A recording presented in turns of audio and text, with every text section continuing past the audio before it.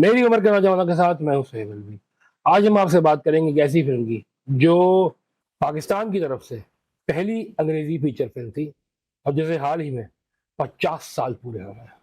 हम बात कर रहे हैं जावेद जब्बार की film beyond the last mountain की, जो कहीं बियॉन्ड द लास्ट माउंटेन चली गई थी, यानी कि खो गई थी।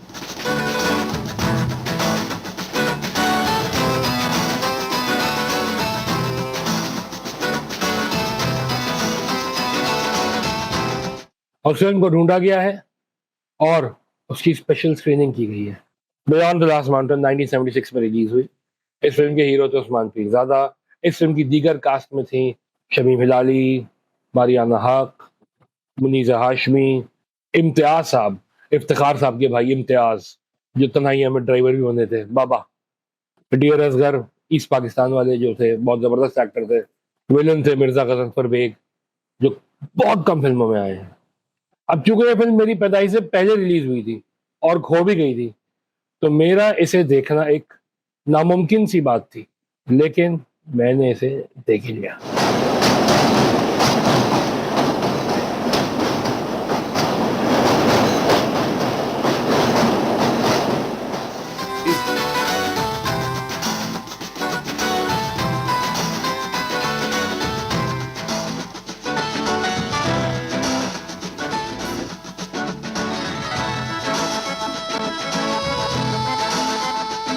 अब मुझ जैसे लोग जिनकी पैदाइश जहलत के दौर में हुई है, सख्त तरीन दौर में, डिप्रेसिंग दौर में, इस मुल्क की तारीख के सबसे वाहियात दौर में, उन्हें जब कोई भुट्टो दौर की बातें बताता है कि ऐसा कराची था, वैसा कराची था, नाइट क्लब्स थे, बार्स थे, डिस्कोथेक्स थे, सड़कें साफ थी, पाकिस्तान में फिल्में अच्छी बनती थी, फॉरेनर्स आते थे, तो मैं यकीन नहीं करता था। मैंने कहा बकवास कर रहा है, ऐसा हो नहीं सकता।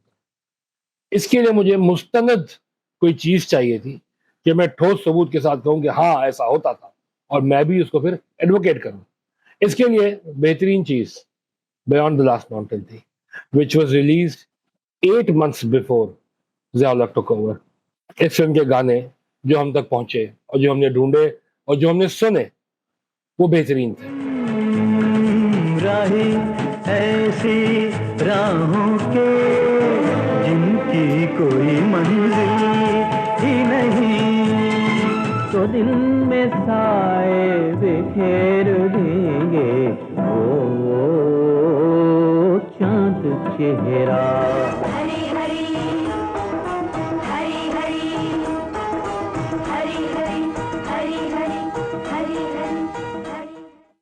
अपने घरों में शादियां जब होती हैं तो उसमें वही सन 1901 के गाने बज रहे होते हैं, और जो सन 40 और सन 50 की फिल्मों में मेहंदी पे गाने हो रहे होते थे, वही गाए जाते हैं। तो मैं अपनी पप्पों से और खालाओं से कहता था कि why don't you sing Hari Hari mehndi.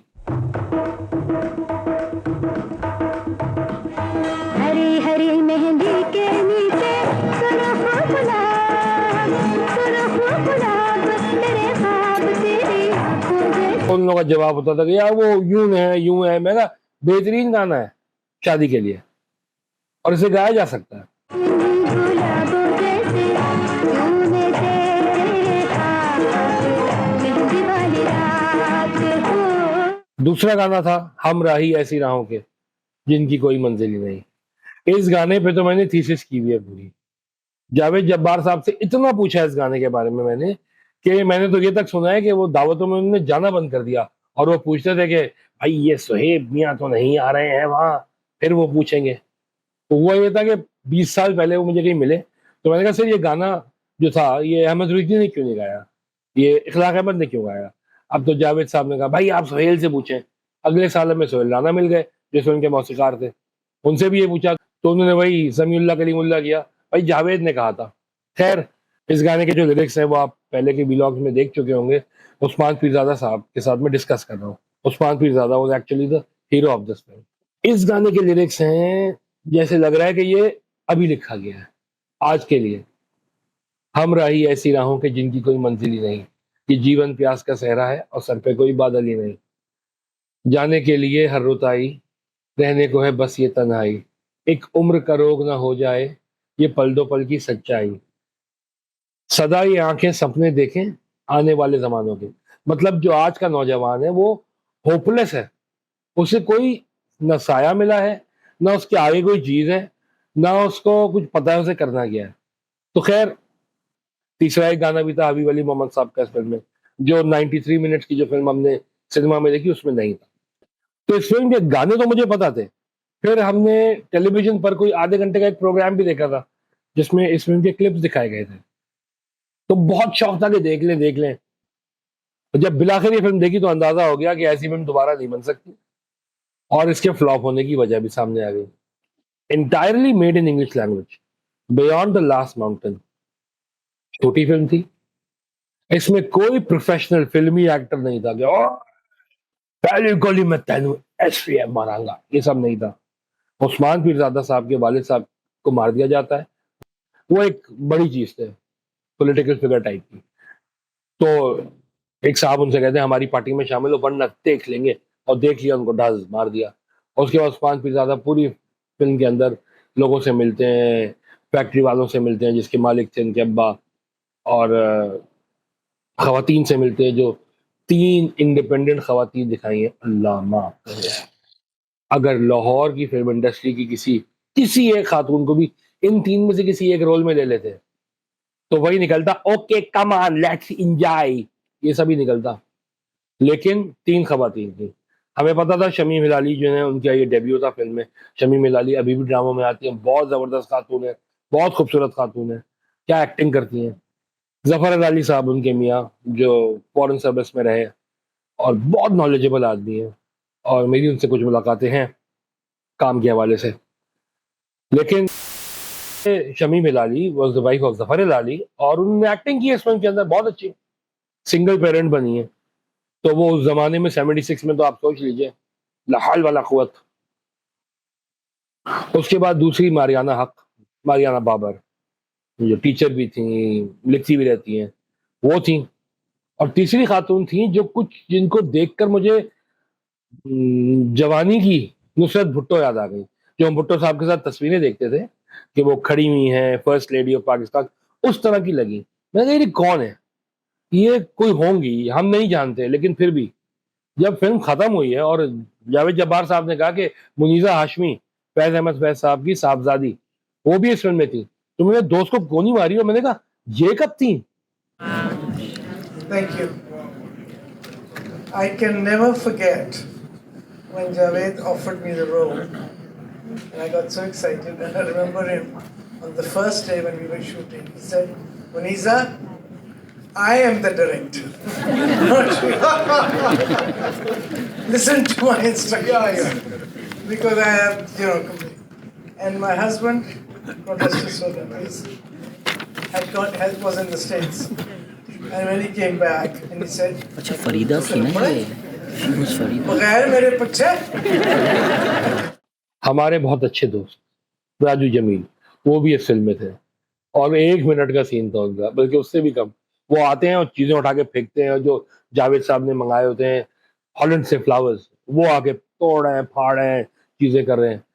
तो राजू भाई ने बताया फिल्म की स्क्रीनिंग के बाद कि चूंकि जावेद जब्बार स्कूल में उनके सीनियर थे, तो जावेद साहब तो आपको पता ही, उनने यूं देखा होगा राजू को, राजू आ जाना। राजू ने जाके रोल कर लिया, वरना राजू फिल्मों में नहीं आते, राजू में सिर्फ टीवी के आदमी। Let me tell you, my role was a cameo role here, and I feel so bad that why I did it, but it was JJ who said you have to do it. So I had to destroy all that lovely flowers he imported from Amsterdam, Zareta flowers. I still remember that. My God, it was so cruel to break those tulips and kind of flowers he had imported. इस film की जब हम seats पे जाके बैठने लगे cinema की, तो हमें एक बुकलेट दी गई, ये इस बुकलेट में सारी तफसीलें हैं, किस तरह फिल्म बनी, क्या हुआ क्या नहीं हुआ, क्या चीज़ है, और बड़ी काम की चीज़ है।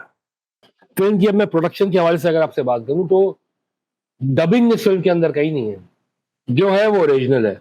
क्योंकि 1-2 शॉट के अंदर मुझे लगा कि सामने से जो बस जा रही है उसकी आवाज़ आ रही है, तो यार ये तो बड़ा मुश्किल काम हुआ होगा मिक्सिंग करने में।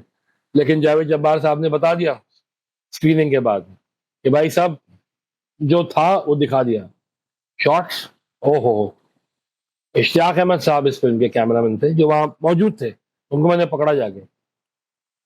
One take shot 1976, university of Karachi से निकल रहे, जाते जाते जाते यूनिवर्सिटी की क्लास के अंदर तक गया।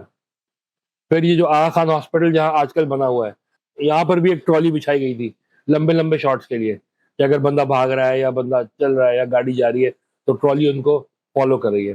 फिर एक शॉट था जहाज का, पानी का जहाज, वो बिल्कुल नीचे से कोने से, मतलब आप समझोगे डिंगी पे लेट कर यूं करके शॉट लिया है, वो तो चढ़ जाता है इनके ऊपर, वो जहाज इतना क्लोज था वो। तो मैं पूछा कि आपने कैसी ली, तो कहा भाई मुझे तो अब याद भी नहीं। एक कार चेज दिखाई है ओरिजिनल, जाते जाते दुम करके ढस गाड़ी घुस गई पीछे से और ये निकल गया, कैमरा लगा हुआ है गाड़ी के साइड पे। ट्रेन के शॉट से कि ये बंदा जो है हामिद उस्मान पीरजादा का जो कैरेक्टर है, ये जाता है इंटीरियर से तो डाकू हमला कर देते हैं। और यार बिल्कुल वही शॉट जो हमने कुछ अर्सा पहले शोले में देखे थे। बेसिकली शोले में भी तो इंग्लिश फिल्म से उठाए थे यार, छोड़ो यार, शोले से उठाए, ऐसी बात है। वही शॉट्स, वही चार्ल्स ब्रॉन्सन और टोनी कर्टिस की एक फिल्म थी, you can't win them all I guess, उसमें था कि वो न्यू शॉट है, ट्रेन का धुआं, अगला सीन शॉट पीछे और धुआं जा रहा है, इस तरह करके। फिर वो बास्केट्स लगाई थी जावेद साहब ने, वो हमें बता चुके हैं खुद भी, कि उसमें कैमरा लगा है, ट्रेन की पटरी और सब नजर आ रहा है। म्यूजिक हार्पसिकॉर्ड आया था इसके लिए बाहर से, सोहेल राणा साहब ने उस पे डैंग डैंग डैंग करके म्यूजिक बजाई थी। वो जैसे क्रिश्चियंस के उसमें नहीं होता चर्च में, कुछ वो वाली एलिमेंट आया था। वो आपसे गॉड जावेद साहब के घर पे भी था और मैं उसको टच कर चुका हूँ यूं करके। जाहिर है बजाना तो हमें आता नहीं है, तो पहले जाके पियानो को हाथ लगा दिया कि सर यही है वो आपसे गॉड, तो उन्होंने झाड़ा, होने का वो रखा है। फिर जाके हम उसको टच वच कर गया है। मेरी जो समझ में आ रहा है, वो जावेद साहब ने ये फिल्म सिनेमा के लिए बनाई नहीं थी, उन्होंने बनाई थी फिल्म फेस्टिवल्स के लिए और हर जगह भेजी। इंग्लैंड भी गई, अमेरिका भी गई, इंडिया भी गई, ईरान भी गई, और हर जगह इस फिल्म की पजीराई हुई। और यही न्यूयॉर्क में भी एक ओरिजिनल प्रिंट सर्वाइव कर रहा है। And Javed sahab with his daughter, they are trying to retrieve it, पैसे वैसे जमा कर रहे हैं उसके लिए कि वहां से उसको लेके आए और ले आएंगे, क्योंकि ये फिल्म ऐसी थी कि वो आज भी फिट बैठती है। उसके अंदर करप्शन, इस फिल्म के अंदर मर्डर, इस फिल्म के अंदर वही जुनूनी ज़हनियत पाकिस्तानियों की, सब दिखाया है। ये फिल्म क्यों फ्लॉप हुई? इसलिए कि इसके अंदर लाहौर का हाथ नहीं था। एंटायरली मेड ऑन लोकेशन और प्रोड्यूस्ड इन कराची। तो आपको तो पता है फिल्मों में कि जब तक डिस्ट्रीब्यूटर इन्वॉल्व ना हो, जब तक उसके अंदर कोई बड़े स्टूडियो का हाथ ना हो, तो स्क्रीनिंग नहीं होती है, कम कर देते हैं स्क्रीनिंग, दूसरे की बढ़ा देते हैं, अपने बंदे भेज देते हैं पहले शो में ओ करने के लिए। ये सब हरकतें होती रहती हैं हमारे यहाँ। और अगर शबाब प्रोडक्शंस की फिल्म है और उसमें आके दूसरी जगह का आदमी अशफाक मलिक प्रोडक्शन वाला आके शोर मचाएगा, तो इन पे भी फर्ज है कि ये अगली फिल्म में वहां जाके शोर मचाएंगे। बियॉन्ड द लास्ट माउंटेन में शोर मचा, लोगों ने हंगामा किया, समझ नहीं आ रही, समझ नहीं आ रही, ना समझो भाई। 50 साल के बाद वो फिल्म आज भी वैलिड है। ये एक बेहतरीन पाकिस्तानी फिल्म थी, उर्दू में भी रिलीज हुई थी मुसाफिर के नाम से। और जिन्होंने नहीं देखी उनकी बदकिस्मती है कि उन्होंने नहीं देखी, और जिन्होंने देख ली वो खुशकिस्मत है। मैं उनमें से एक हूं। थैंक यू जावेद साहब for making such A film in the good days of Pakistan.